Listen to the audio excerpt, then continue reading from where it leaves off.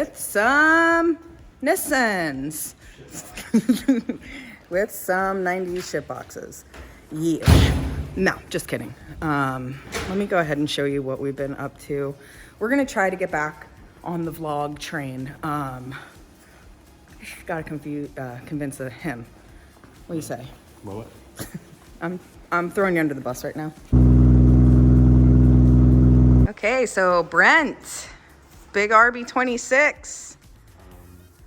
If you don't remember this car, Edgar actually built this engine a couple years ago. What, 3 or 4 years now? 3 years, yeah, 3 years. So when we first opened up and started.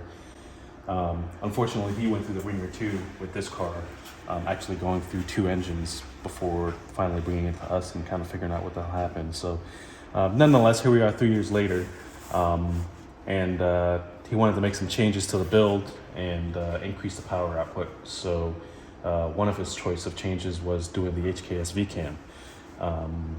And we also made an engine management change. It was on a Infiniti. There was some issues with the car.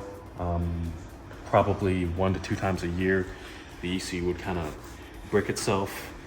So a combination between the ECU and some power supply issues in the harness kind of led to those problems. So ultimately what we did was we swapped him out for a Link G4X, and I wired that in and integrated that into the harness, pretty much swapping the ECU header out.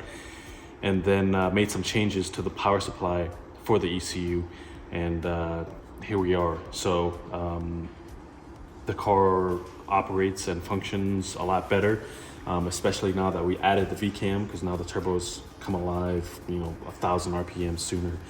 I mean, this thing is making like 18 pounds at like 4,000 RPM.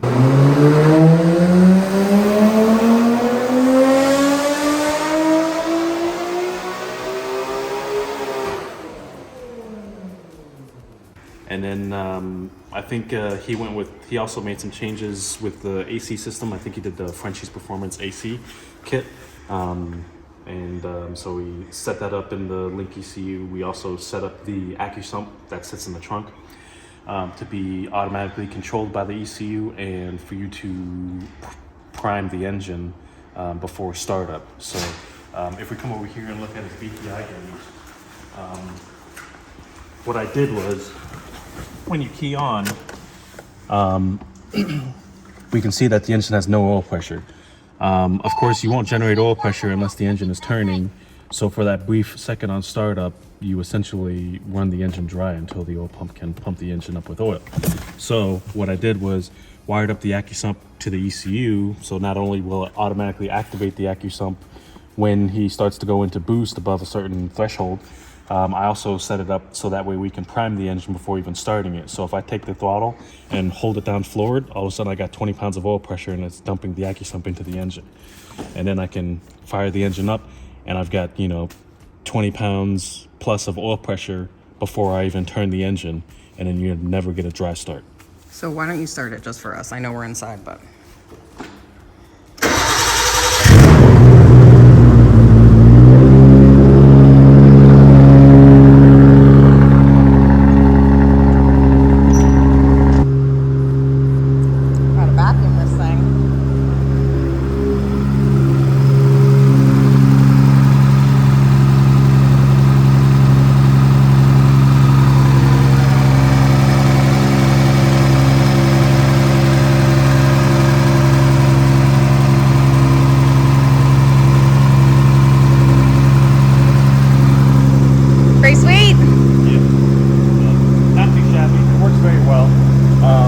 HKS Vcam I also wired up and set up to be fully controlled by the Link ECU.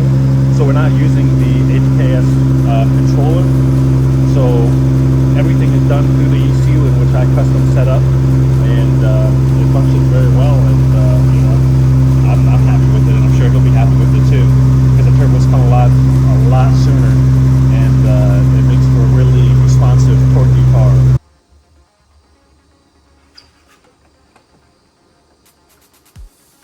We'll be back with Brent when we get him on the rollers, which is tomorrow. So we'll see you then.